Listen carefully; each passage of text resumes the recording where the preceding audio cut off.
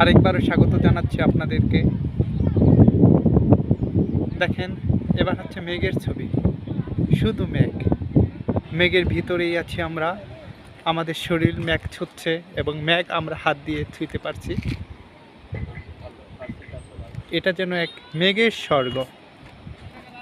সব মেঘ দেখেন,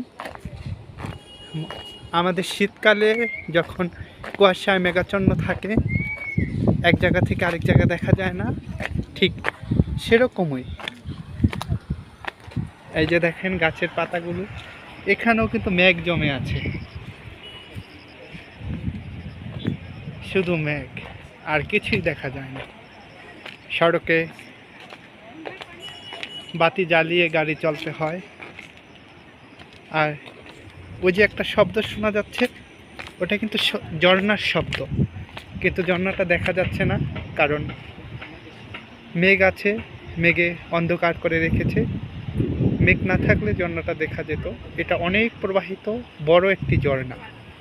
মেঘালয়ের যে বড় ঝর্ণাগুলো আছে তার ভিতরে এটি